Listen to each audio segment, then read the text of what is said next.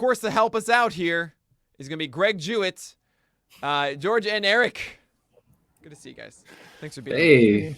Hey, thanks, Nick. Once people see that PL7 release video, we're going to have no problem hitting that 10K. Absolutely. Well, it's going to be closed by then. So I know. I guess, maybe I should keep it open or something like that. We'll see. But yeah, if you hit the 10,000, I'll be so happy to share it to you. You can all do in celebration of what part something like PitchCon is helping create. And you'll feel very good about it. I promise you. Eric has seen it as a member of the PL staff. And yeah, it's something pretty dang cool, as Asher comments as well. He has seen it. Anyway, thank you guys for being here. We're going to talk relievers now. Another facet of my fantasy baseball knowledge that is lacking heavily. So I'm happy you guys are here to help. Really, thank you so much for being part of PitchCon. And yeah, can't wait to learn about this. It's an honor, Nick. I thank you for having us here. Oh, of course. All right, thanks for that introduction, Nick. So you all have heard just about a lot of great hitters. We're going to turn our attention now, as Nick alluded to relievers. And judging by prices early on in this draft, relievers might be a make or break part of your draft. So you're really going to want to pay attention here. Because we've got a couple of great reliever minds here. I just want to go ahead and introduce them and get the ball rolling, because I want to get as much discussion in as possible. So let me go ahead and introduce our panel. First, we've got the closer expert for the Athletic, creator of Reliever Recon, Greg Jewett. How's it going? All right, how are you, Eric? Welcome to the crazy world of covering relievers. So you're young for this. You better get a bottle of Malanson, and we'll hang on for the ride. Oh, I'm sure covering relievers will age me very soon. Reliever Recon, just to dive in, if you're planning on waiting on relievers in your draft, I hope you're subscribed to Reliever Recon. It's a great set of tools to help you find value at a lot of different points in the draft. So if you don't like the prices that you're seeing thus far, Reliever Recon's a great tool. Another member of our panel, because one mind isn't enough, we have a writer for NBC Sports Edge, the co-host of the Bases Loaded pod, and the co-founder of SK Playbook, Jorge Montanez. How's it going, George? Pretty good. Thank you, Eric. Greg, I just got to say, you're absolutely killing it, man. I love all the work that you guys are doing with Reliever Recon. And yeah, I mean, it's definitely not an easy thing to cover. So a lot of scrutiny with, getting guys right, getting guys wrong. And so, yeah, it's a tough job, but I mean, hey, someone's got to do it. Yeah, well, George, y'all have a great closer chart over there as well. Tons of great fantasy resources. So you are definitely another great addition to the plethora of closer resources that are coming out. Thank you. All right. So I want to go ahead and dive into the discussion, but everybody watching, I want to have time for Q&A afterwards. So if you hear us talking about something and you want us to dive more into that subject, you want us to elaborate, you want us to clarify, drop a question in the chat. I might not see it right away, but after we get through the list of topics that I want us to get through, I'll try and go back to it at the end. So without further ado, let's just dive right in here. I want to talk about the top of the draft. We're talking about how to draft relievers. We have to start with the top two, Liam Hendriks, Josh Hader. Crazy prices so far. We've seen Mins in the in the draft champions leagues and these draft and hold leagues in the low 20s. Even Hendricks went in 19. The average at 35. And we thought, it's just the draft and hold leagues. They're going to fade a little bit when we see some auction data, when we see some fab data, and we don't have too much of that right now. But so far, that trend is holding up. Mm-hmm. So the price of saves looks like it's just gone up this year. So I just wanted to ask about these two guys who are setting the market. Is it worth building a strategy around one of these guys? Because that's what you have to do, right? Is it worth building a strategy around one of them and taking them so early if the prices are going to stay this high? And let's start with George. Yeah, so I mean, as far as are they worth it? We're not really going to know, until the season starts or, well into the season. But yeah, these, it's all kind of relative. So, if this is the price that the market is setting for these closers, you just have to ask yourself, relative to the other guys, in the next tier or the tier, the following tier, can I build my draft around the security of getting these saves and these skills at this point and where can I get my other stats that you're typically getting there, whether it's innings and wins and strikeouts from a starter, or, the 5 category, with hitters that you typically like to get, in that second, third round. So really, you just have to ask yourself, you have to have a plan. You do kind of have to have a plan. And, if you're comfortable taking those guys, and like I said, if that's where the market is setting it, I mean, it's all relative. So you got to know that, okay, I'm going to get my reliever, my closer here.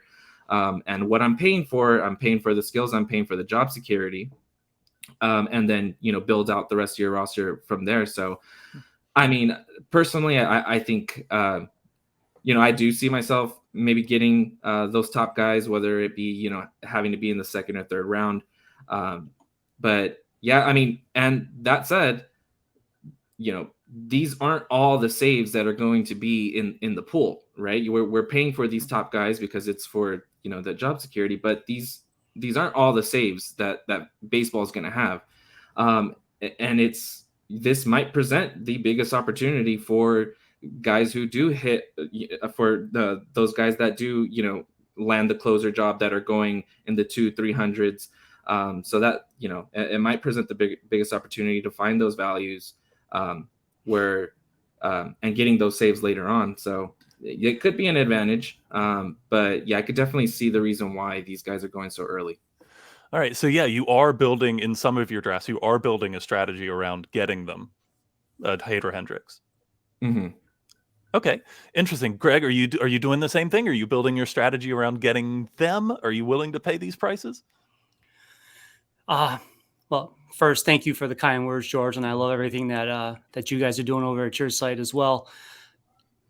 I am willing to pay it. What I'm thinking is, most people want to have that you're paying for security. So if you're going to get one of those, I've been calling them the top 7 anchors. If you're going to get one of those anchors, that's fine. And you just have to have your plan on what price you're willing to pay. I mean, you're looking at these min picks. I mean, I was on the same boat. I was like, when the 12 leagues start happening, it might normalize a little bit.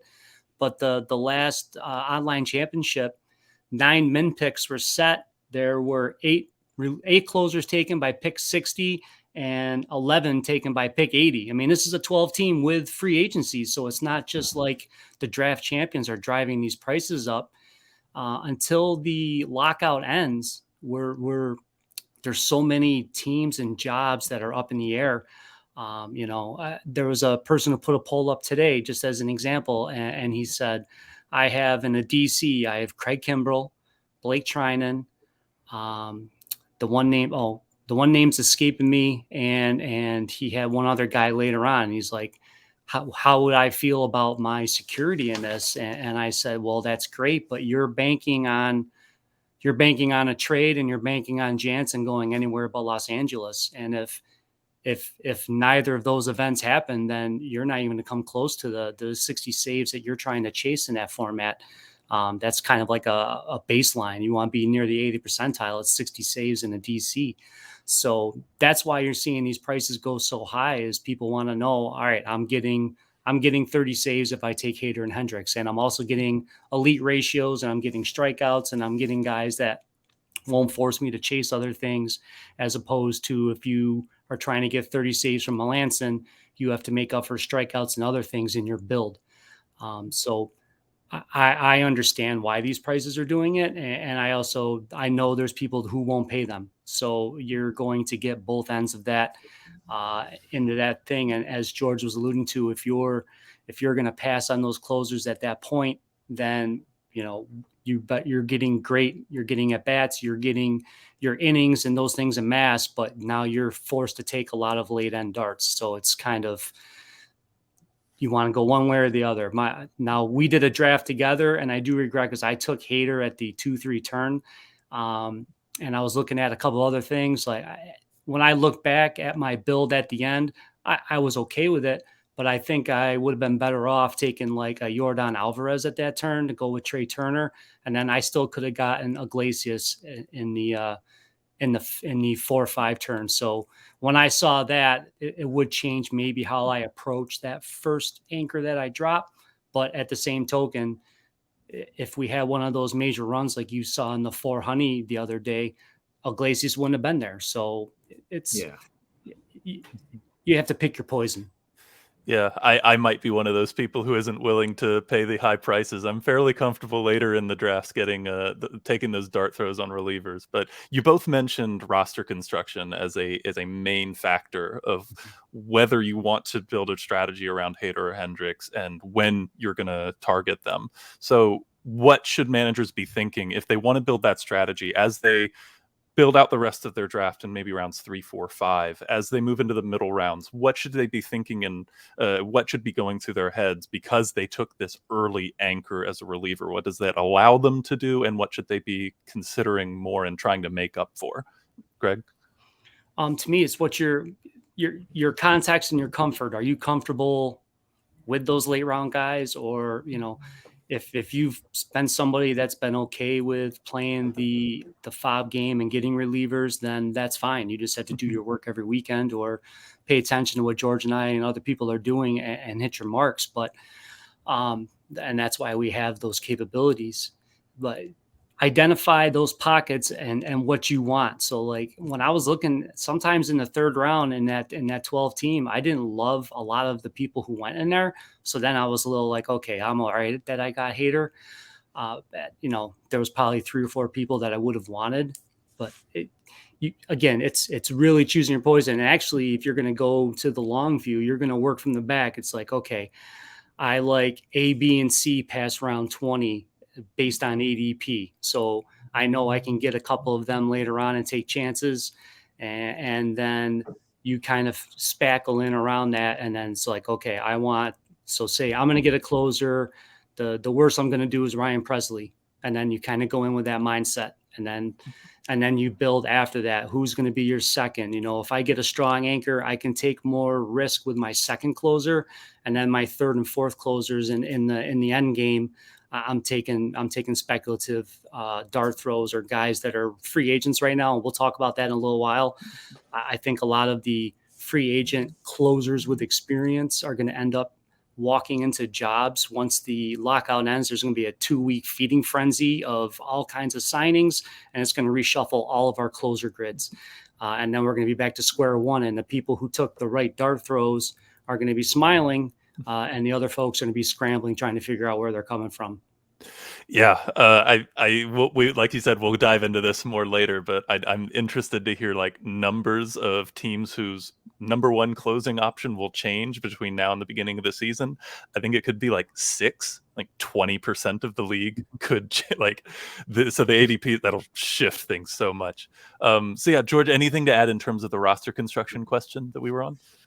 No, I think Greg put it absolutely well, but I've found myself not wanting to go past the 4th or 5th round without a closer. So really, I don't look so much at the name, because you have the top 2 guys with Hader and Hendricks, and then you've got that next tier with Clase, with Iglesias, Presley, Diaz, and then following with Chapman, Jansen, and Will Smith.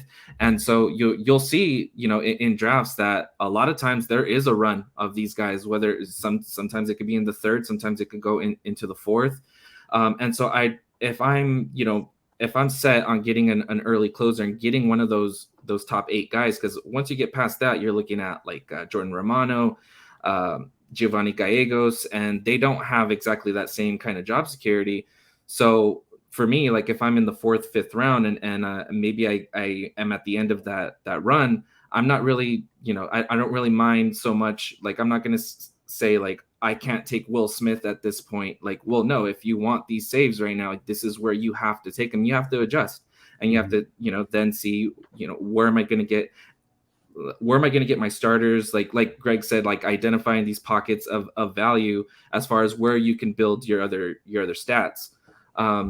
And so, I found myself, maybe by the end of the 4th, trying to get my first closer, whether that's Presley or Will Smith or, one of those guys, whoever kind of falls. But I think just kind of identifying those pockets of value and really having a plan. I think that's kind of the way you have to go if you're gonna go ahead and take the security in one of these top closers. Absolutely, yeah. And the couple of mocks that I've done so far, it's definitely I've been in that second tier, the next four. I consider Hader and Hendricks to be alone, and then Diaz, Presley, Clase, and Iglesias that to be like that second tier. And I've been getting priced out of Hader Hendricks, but Diaz, the next four have been okay for me. I'm hoping that they don't get even more expensive, but we've started talking more about that second tier, right? Maybe Chapman and Jansen, once he finds a home, his price is going to go up as well.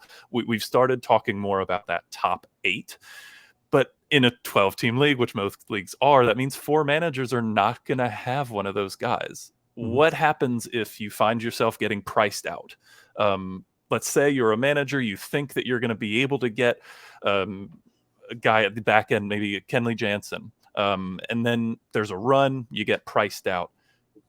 How do you adjust, like in the middle of the draft? What would you do to adjust to that? We'll start with George this time. Yeah. Oh man. Well, first of all, just good luck, right? I mean,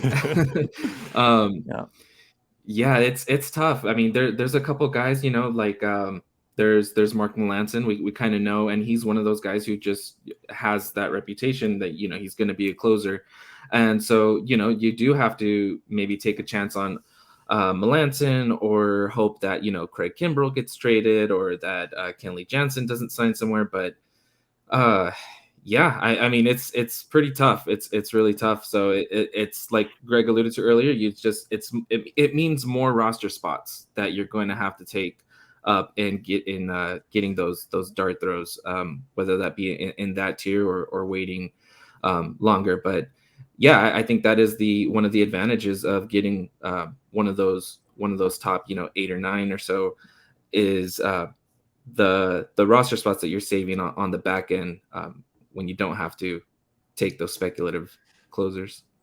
Yeah, you might feel yourself wanting to take just one extra dart throw to get your chances of having a hit a little bit further up. Greg, what would you do in that situation if you happen to get priced out of those top 8? Well, I doubt I will let that happen. Even last year, I didn't do that. And again, I specialize in closers, and I had so much Hendricks last year in the 5th round, which obviously is not going to happen this year.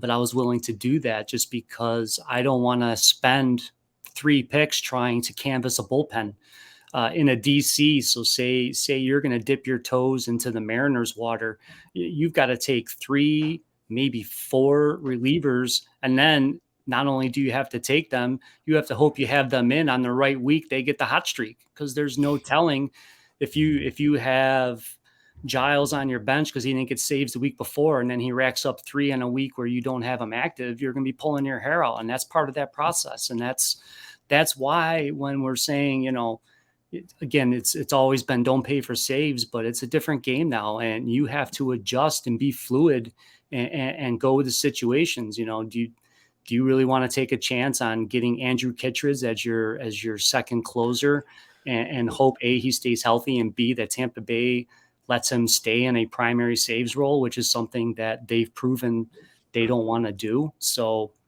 yeah, again, we do this all the time, so we're kind of used to it. So again, you have to read that room. And like I said, you draw a line where I don't want to be below one of these guys. If Jordan Romano's the last guy that you trust right now, then you might have to pay the piper if that run's happening and you're hopefully in the middle of it, so you can get a mark. But I don't recommend punting a category in a 5x5.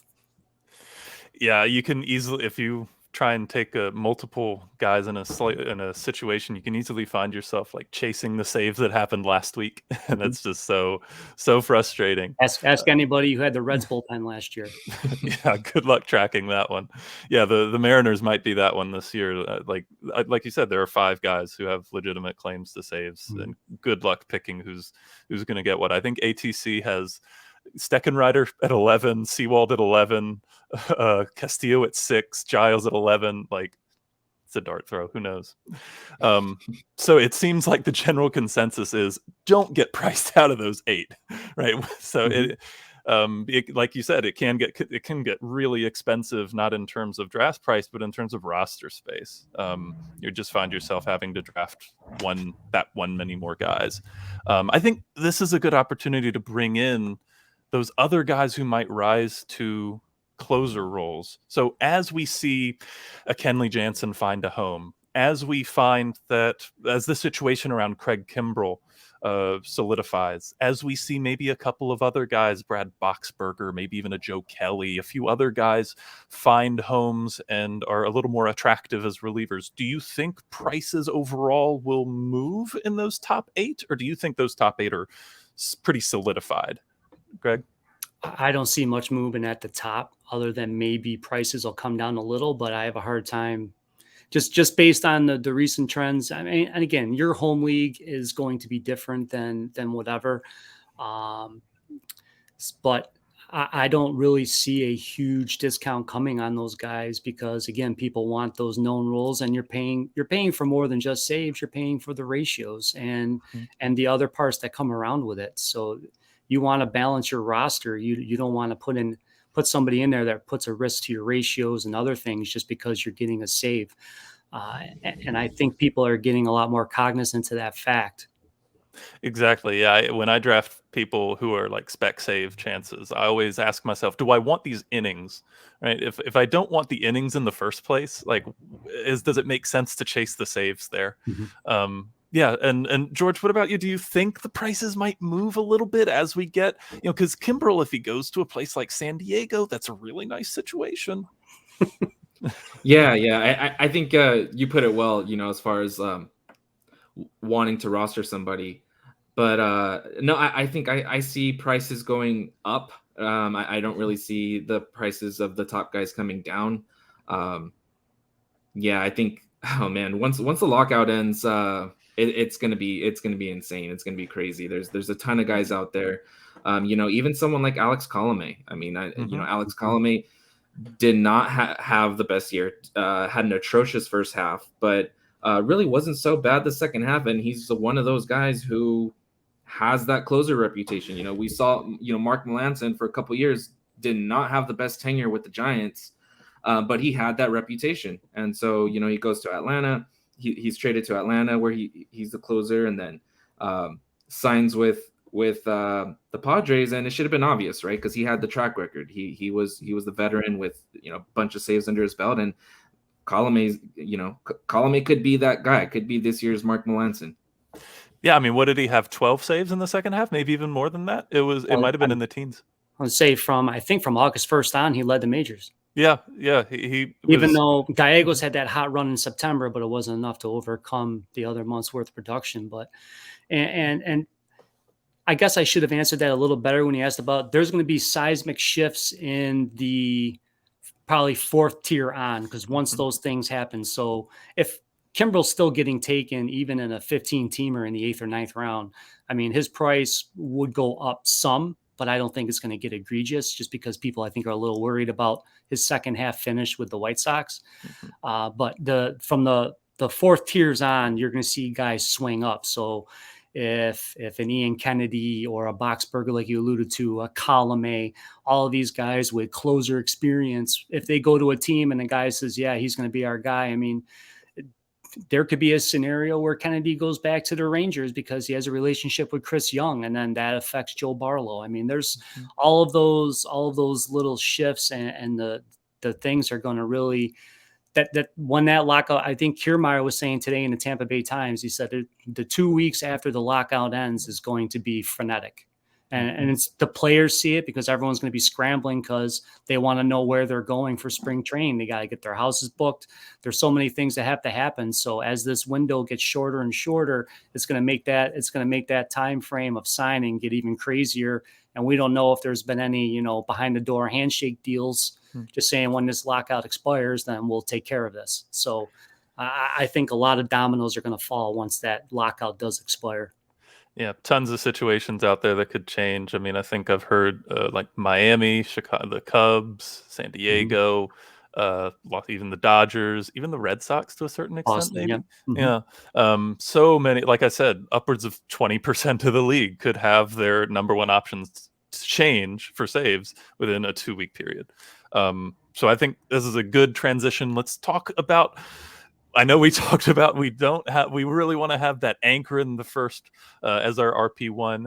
Who are guys who are either being drafted as RP2s or RP3s right now, who you think have that value, or guys who you think could be signed in a really good situations? In general, who are these guys that you're targeting later in drafts who you think could have value, those dart throws that you're willing to pair with that top guy? George, what do you think?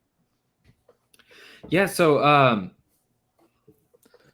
one guy that I like is Blake Trinan. Blake Trinan is going around his ADP since January 1st, going about 177 at the NFBC. And yeah, he's someone that you can get as that second reliever. And I mean, he's not going to hurt you with ratios. I mean, he had an incredible season with the Dodgers. And yeah, I mean, a lot of it depends on what they do with Kenley Jansen. But just kind of looking at that situation a bit, I mean, the Dodgers are coming off a year where they had, the highest payroll, paid the highest competitive balance tax, and they got question marks all over the diamond. You're not sure, if Max Muncy's going to hold up. They just lost Corey Seager. There's some question marks with Cody Bellinger. I mean, I could definitely see them adding a hitter, and they've been speculated to be in on, like Carlos Correa, Freddie Freeman. It would absolutely be a Dodger thing to do to land another superstar, right? And that's before we even get to the rotation. I mean, right now we've got Tony Gonsolin and David Price kind of penciled in there, right? I mean, I can't imagine they go into the season like that. So while yeah, Kenley Jansen kind of looms over that situation, I think they have bigger needs, and they're kind of already adding to the bullpen. You've got 3 guys that they're adding with Daniel Hudson, who they signed, and then Tommy Conley and Caleb Ferguson. So that's already 3 relievers. You had the rise of Alex Vesia. They've got a deep pen, and I think that Trinan is someone that they can trust. So I like taking the chance on Trinan. So part of that is that you're going to get good ratios anyways, and it's a really good team. So he's probably going to run into a few saves and wins anyways, and he's not going he's not going too expensive right now. Yeah, you're going to like those innings with Trinan. Even if something happens, you're always going to like those innings with Trinan. But like you said, yeah, they've got a deep bullpen with a lot of younger guys who are ready to step up into bigger roles, greater role, even Bickford, lots of good guys there. Yeah, Greg, what about you? Those later round guys, what do you think? I'll get to a couple in a second. I'm just going to one counterpoint to George. And of course, he knows I love him. We've met in person. The only thing that worries me about Trinan is if the Dodgers treat him this year like the Cardinals treated Gallegos last year. Okay, because everybody wanted Gallegos to be the closer last year. They drafted him like that.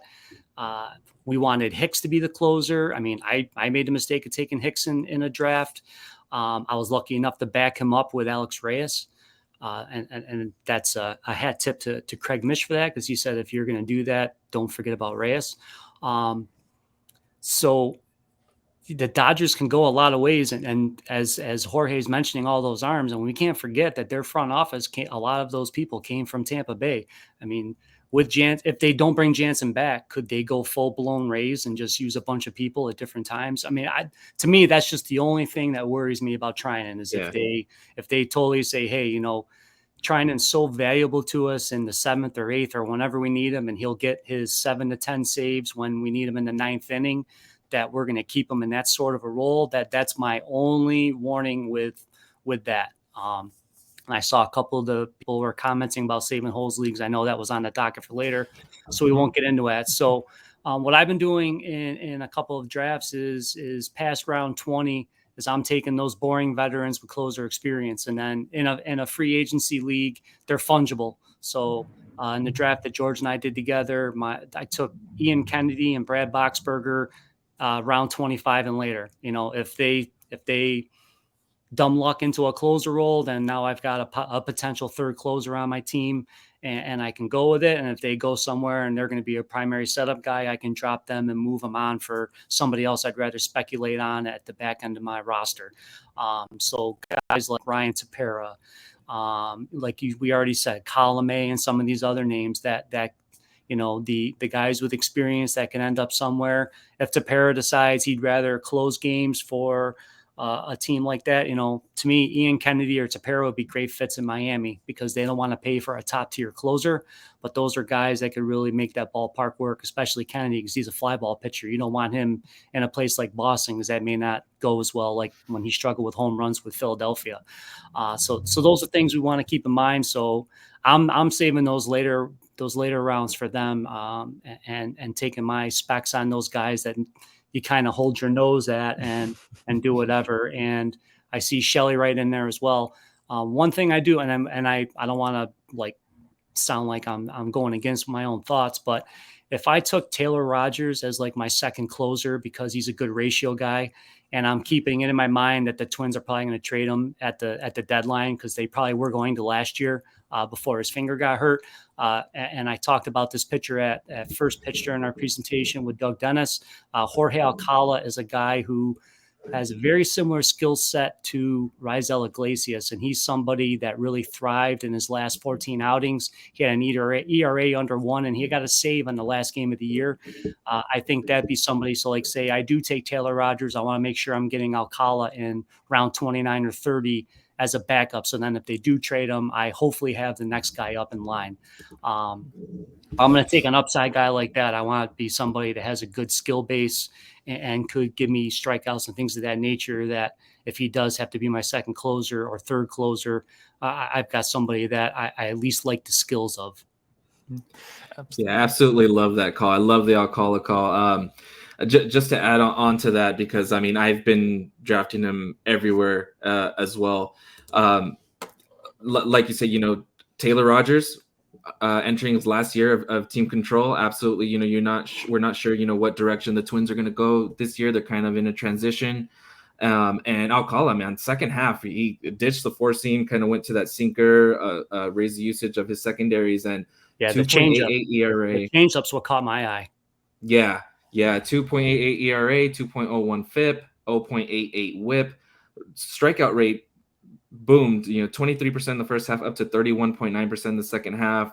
The walk rate was fantastic all year, under 6% walk rate all year. And then that ground ball rate came up too. So absolutely love that call. And I think, someone like Alcala, who kind of has a more versatile pitch mix, I think there's different pathways for him to provide value, whether it be him taking over that closer role or maybe even as a multi-inning reliever. Mm-hmm. Yeah, absolutely. Alcala's great. One word about Taylor Rogers. He's being drafted around the 20th overall reliever, but ATC for their projections have him at 11th with just 21 saves, which I think even if he does get traded is a pretty attainable figure for him. So I even though yes, we have to assume Taylor Rogers will be traded. He will be on a different team come August or whenever the trade deadlines ends up being, if there's a delay. But I still think he's pretty good value. And then, yeah, Greg, you mentioned taking guys late and take those late round flyers. It's great when by opening day whether it's a hit or not. You want to be able to make those decisions really, really quickly so you can adjust. So those late round flyers like that on guys, not guys like Alcala where you have to wait until July to see if you're going to get full return, but guys who you're going to wait on opening day. All right, is he a good value or not? That flexibility is really valuable early on in the year. So we've talked a lot about sleepers here. Any other sleepers? Y'all have only given one, and you'll have so much knowledge here. Anybody else? Anybody else you like? Well, you never know what Cincinnati's going to do, but on a skills base, I love Art Warren. It was a very small sample size, but his numbers jump off the charts when you look at his K to BB rates and things of that nature. I just don't like how the Reds do things. I did a profile on Lucas Sims, so I was like, okay, so say if you take the reliever who led the Reds each month last year and you add them all together, it came out to 23 saves. And that's including a 7-save month by Heath Hembree in July of all people. You know, who was adding Heath Hembree before he got on that tear. But, you know, so in the best case scenario, if you gave all of the top saves, like I said, it was 23, the next guy would be 11. So like, if I'm in a DC and I'm getting late and I want a guy that might hit for 7 to 10 saves, then sure, Art Warren's a kind of name you want to keep tucked away. We don't know what the Cubs are going to do, but I kind of like Cody Hewer as a little bit of a sneaky later. You know, when you're getting into a team where, you know, Rowan Wick's skill set doesn't blow you out of the water, go with the guy that's later in the ADP and you might hit. So, you know, I kind of do that a little bit in those deeper drafts because you're getting somebody at a little bit of a discount. And if he does get that job or at least gets a share of it, you know, and hopefully you're taking a guy that might have better ratios. I think Hewer's closer to the 2020 version than what we saw all of last year. And he was starting to turn the corner, even though the walks were elevated with the Cubs. I would just rather go with the younger arm with the better stuff when you start getting into all those things. And, you know, so those are just a few names to keep in mind as you get into the end game. And if you're in a dynasty or deeper leagues or things of that nature. Mm-hmm. With Jorge, with those 2+ secondary pitches, you have to think that he's going to get more strikeouts in the long term than he did last year. You got to think those are coming. Yeah. Anybody else, George, we haven't mentioned yet? Yeah. So we got a question in the comments about Camilla Duvall, and maybe we can kind of talk about that situation a bit. Sure. You know, I'm not sure that I'm not willing to pay the price right now for Duvall. Just like, you know, I don't get me wrong, I loved seeing him, you know, pitch in the postseason. He was lights out. But just looking into, you know, all the context around that situation, and I know, you know, Gabe Kapler can be questionable about the way he does things. You know, previously, like with the Phillies, he had that reputation, right, of just mixing and matching in the ninth inning. But going into the year into 2020 with the Giants, he kind of came out and said, like, no, I want one guy to take a hold of that job. And at the time it was Reyes Maranta that he singled out. And I mean, that didn't work out. And the back end of the Giants bullpen struggled tremendously in 2020. We didn't really see that guy step up. But then this year, you know, they get Jake Mcgee, and it was pretty clear from the get-go that Mcgee was the guy. He was the man there getting the saves. And you can look at, you know, Tyler Rogers, who was incredible too. He had double-digit saves himself, but at the end of April, Jake Mcgee, he blew a save in Miami at the end of April, and it was immediately put on the IL with it was from COVID vaccination symptoms. And so Rogers kind of got some run. He got some saves. And then Jake Mcgee took over again. He was incredible. You know, 2 seasons now of a sub-3 ERA. I know we kind of question, you know, how much can he keep it up with, you know, basically just being an all fastball guy. How much can he, you know, how long can he maintain that? But yeah, I mean, he strained his oblique. He had an oblique strain in the middle of September. And he didn't pitch again in the regular season. You know, we saw Duvall kind of get on his roll. Mcgee didn't pitch again in the regular season from like mid-September on. And they kind of came out and said that they're going to ease him back in kind of lower leverage situations. And that's what we saw. You know, there was no reason to move away from Duvall there in the postseason. But it just, to me, I'm just not sold that Duvall is going to be the guy.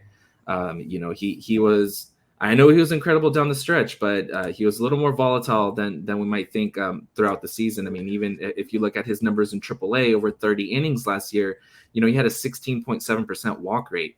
You know, he had a stint in the majors with the Giants early on in the season, and even then in 10 innings, it was a 12% walk rate.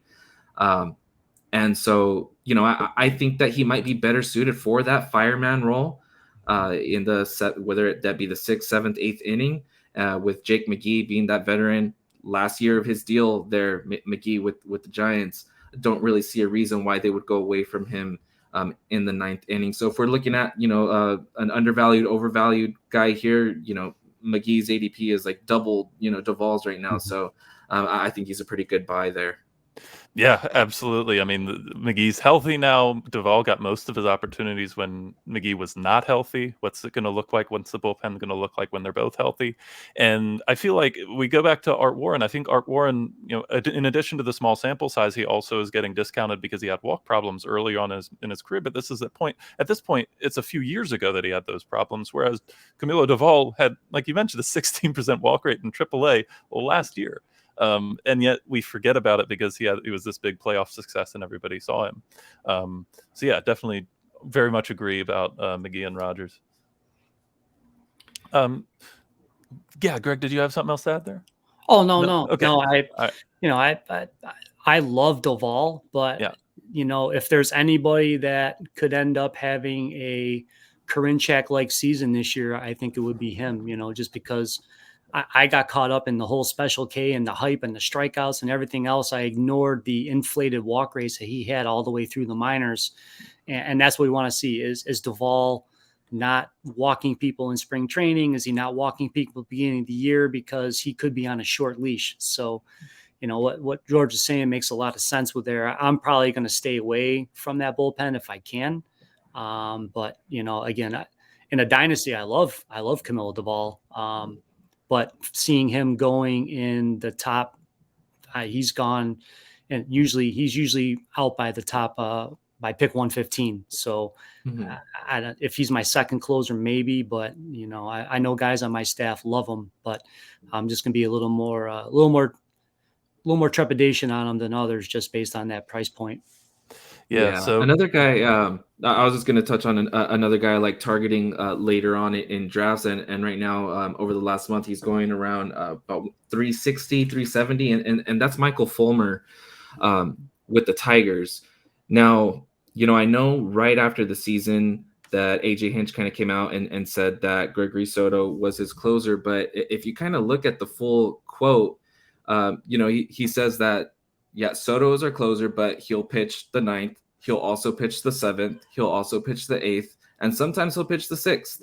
So, that's not really, a quote like that right after the season ends in October.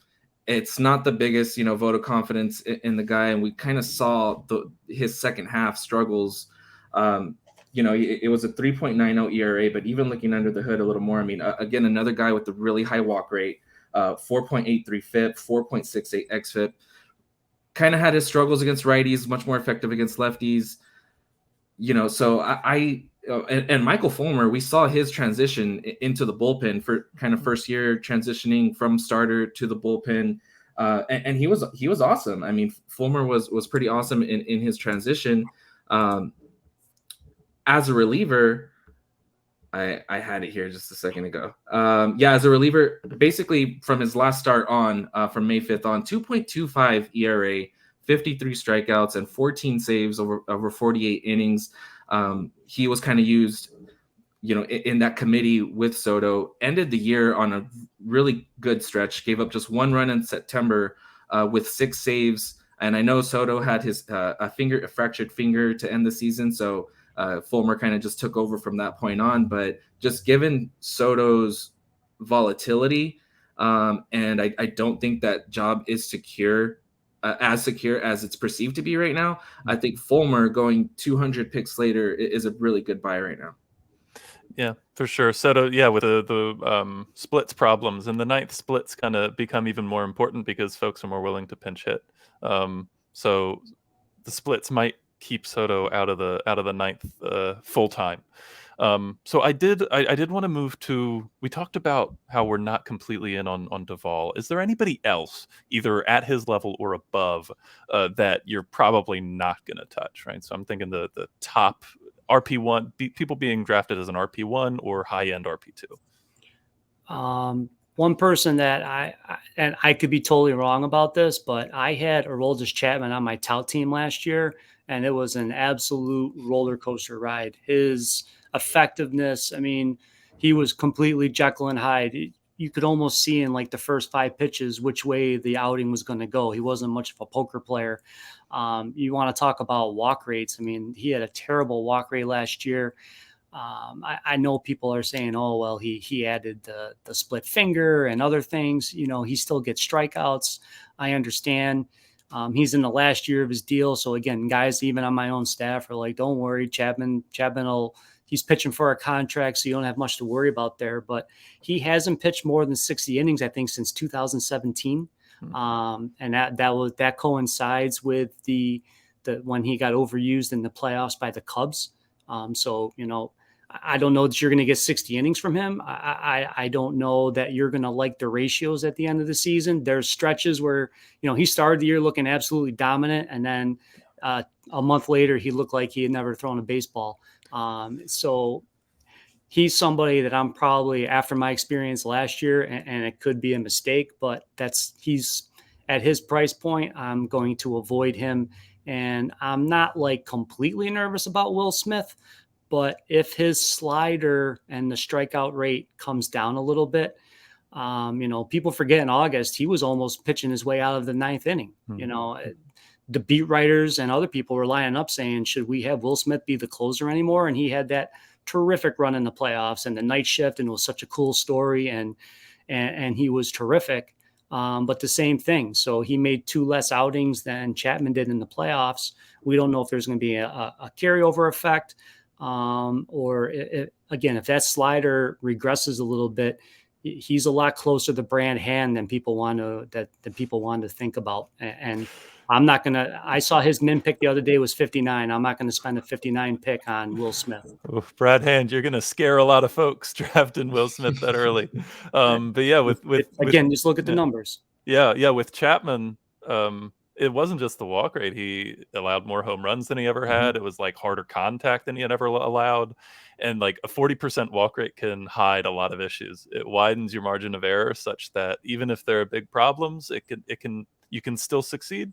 So I'm wondering, like, what happens if that walk rate, if that strikeout rate just goes down a little bit, 34%, 35%, that margin of error narrows just a little bit. And then those walks are still there and the homers, you can have blow ups like, that's what happened with Alex Reyes. Like Alex Reyes was so good through the first half because he was avoiding homers, and then the homers hit and it blew up. Chapman could be very similar to that. And at the price, I agree with you, Greg. At the price, those are just the 2 that I worry about. It doesn't mean that anything bad's going to happen to them. Those are guys that's why I was saying I kind of draw my line at Presley. After Presley, I'm like, we'll have to wait and see what happens. But I'm curious what George thinks of those 2 guys. Mm-hmm. No, yeah, I'm with you. If I can avoid taking a guy in that tier, I absolutely would. Now, I probably would be okay taking Chapman, and I think it's more about the job security. Aaron Boone loves him. Aaron Boone's so, he's like a fantasy owner's dream, linear path. Aaron, he wants Green in the 7th, Loaizaga in the 8th, and Chapman in the 9th, and call it a day. Yeah. Now Smith and Chapman, I mean, those are guys that if you're drafting them in a draft and hold, you already have in your mind, like, okay, later on, okay, I got to take a Tyler Matzek, or I got to take a Jonathan Loaizaga to have those backups. But yeah, I think with them, I'm not as worried because you kind of know they have that job security. I think for me, the guys like Jordan Romano and Giovanni Gallegos going right after kind of make me a little more nervous, just because I could definitely see those situations, adding another back end reliever there. So I think for me, I might be a little more willing to take the Smith and Chapman, even if you can see, there might be a little more volatility there. We know that they're going to keep going back to Chapman. I'll throw one more name out there. He's going as the 12th reliever. Just to see what y'all think. He's going as around the 12th reliever overall, but ATC has him as 38th. That's Mark Malanson. Are you buying any shares of Mark Malanson at that price? Oh man, I would avoid it if I can, but every draft room is different. If I'm in a 15-team league and I know I need to get 25 to 30 saves and I missed out, say I was on the wrong end of both of the big closer runs, then you kind of have to do it. But if you're taking Malanson, you have to make sure you've got good starting pitchers with strikeouts and hopefully, just protect in case, he's another guy that always seems to outperform his peripherals.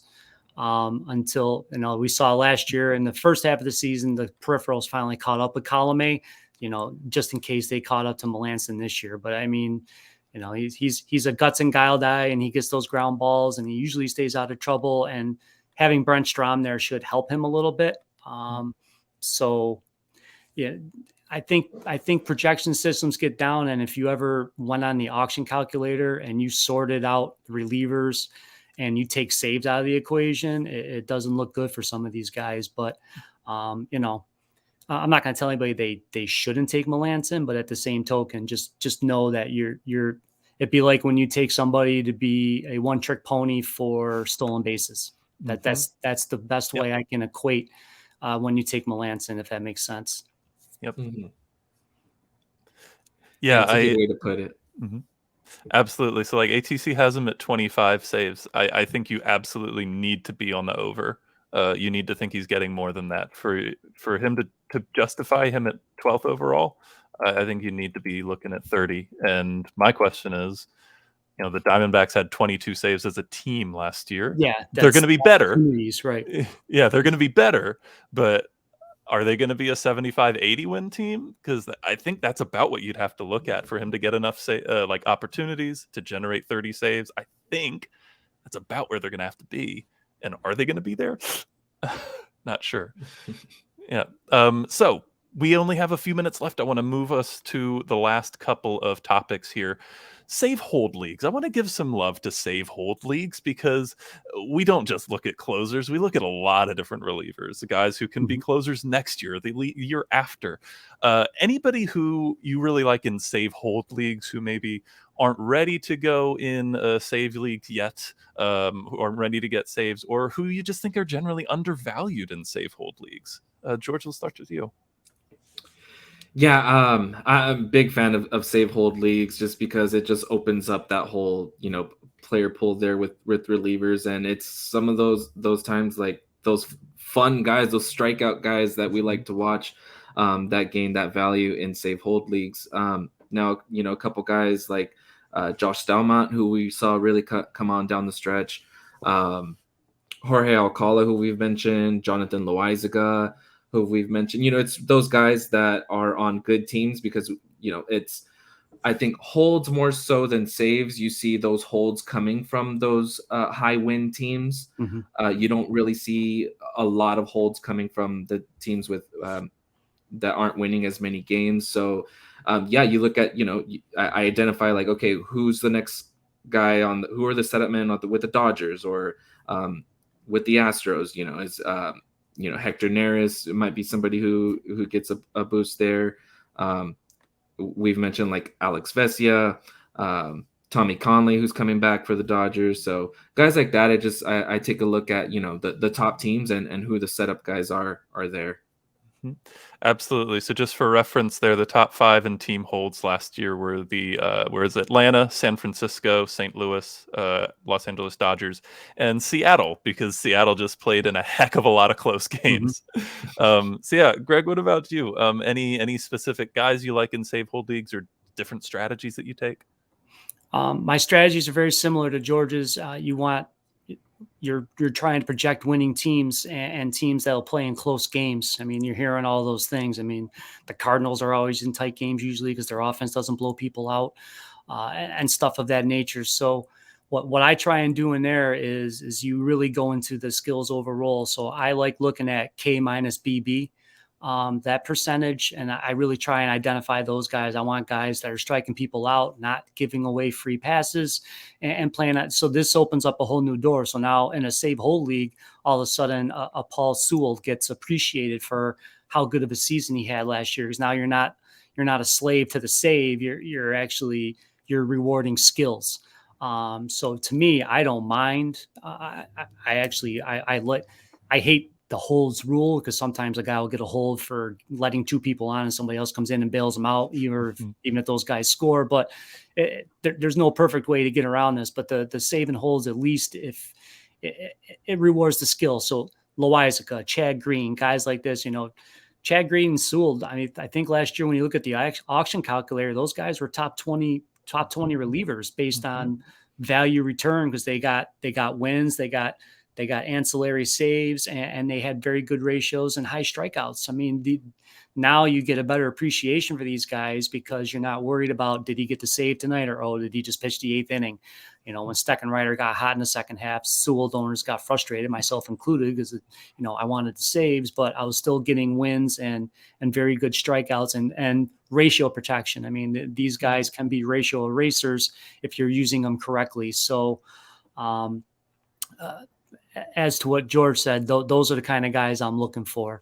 You know, and you know, if you're just looking for saves and holds, then if you get the loogie like TJ McFarland, who got hot last year in September for the Cardinals, right along with Gallegos, you definitely rose up in that stat in your league. Absolutely, yeah. So, yeah, the save hold leagues allow you to, like you said, look at the skills first, rather than, because saves only leagues are so much about opportunity. And then the Franken Ace strategy is even like pairing together some like top setup guys, some non-closer relievers, and getting that ratios support. That's even really valuable if you do it right in saves only leagues. So yeah, especially I will say, especially in, like, you know, if you're in a Yahoo or another league with a head-to-head where I actually, Michael Fulmer still might have it. So if you get a guy, you know, the Sparp, a guy with starting pitcher eligibility, that when you don't have a starter for the day, but you can flip him in there and still have a starting pitcher thing, and then he gets a couple of strikeouts, those things add up.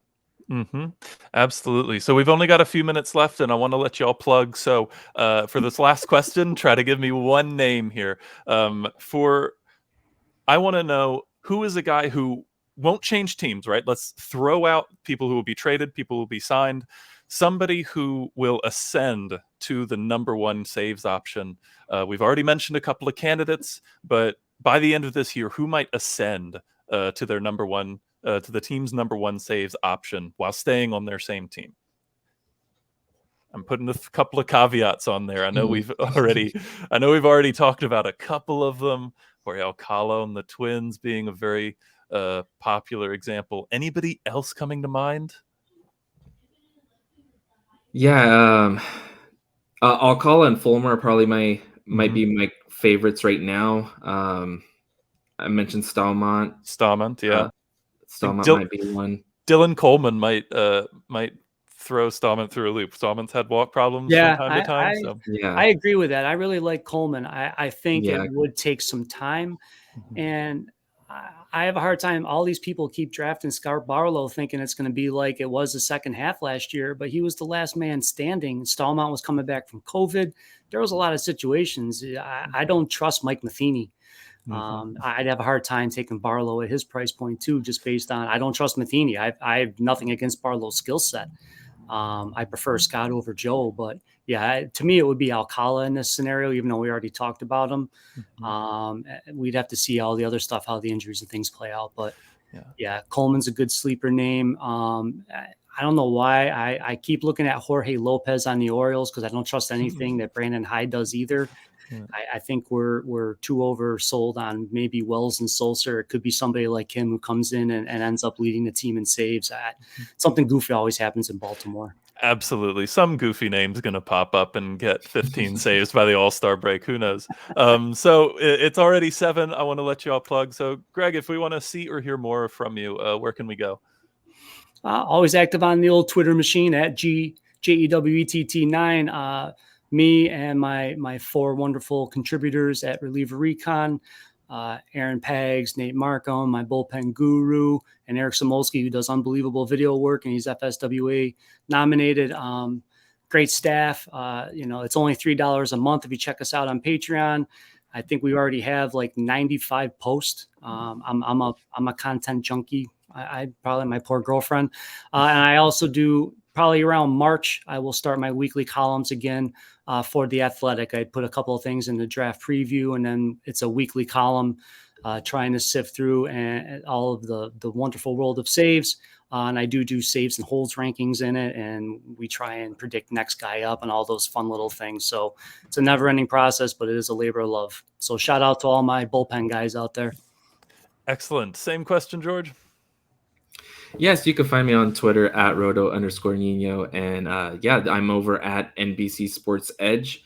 I did provide the bullpen write-ups for the magazine that will be out February 8th. You can order that now, the NBC Sports Edge draft guide magazine. So yeah, that's exciting. Looking forward to that. And I'll be there this season and contributing also, yeah, with the site I started up with Mike Curlin, skplaybook.com, just dropping a few articles here and there. We do have a closer chart and rankings and stuff. So and a great Discord server where we're chatting all the time about all kinds of things, especially fantasy baseball. So yeah, just looking forward to the season. And yeah, it's I don't know where I was going, but All yeah. All right. Well, He's already imagining all of the work we're going to have to do once the lockout ends. so it'll be so frantic. Well, thank you both for being here. I've been Eric Dadmun. You can find my bullpen depth charts at Pitcher List. So thank both of you for being here. Thanks everybody for watching. I think PitchCon is first and foremost a celebration of this community. So for everybody who contributed, everybody who's watched, and everybody who will watch on YouTube, thanks so much for celebrating this community with us. And thanks especially to Greg and George for giving us a bit of their time and so much of their deep fountain of knowledge that they'll continue to share with us over the years. That was Thank you, amazing. Eric. Great job, buddy. You guys were fantastic. I gotta say, Eric, you gotta host us next year because you're doing better things than I am. I've been so bad. I realized actually like 5 minutes before this ended, oh no, I didn't give enough time for everybody to plug their stuff as they came in. I was like, oh my God, we're over time. We got to go here, blah, blah. And here you are just like, yeah, make sure you plug everything. You got it right. Doing it wonderfully. Great job, Eric. But yeah, Greg, George, thank you guys so much. Really, that was fantastic. Talking about relievers, definitely go follow their work. Support Greg on Patreon. That is one of the giveaways as well as 3 months of reliever recon, which is awesome. Oh yeah, I bumped that up. I'll make it till September. Oh, look at that. I didn't realize I didn't do. Yeah, we'll do the year. It's all whatever. That's still great. 3 months of it's fantastic. Yeah. So you definitely want to get that, guys. Make sure you sign up for the Google prizes to be eligible for that one. Absolutely.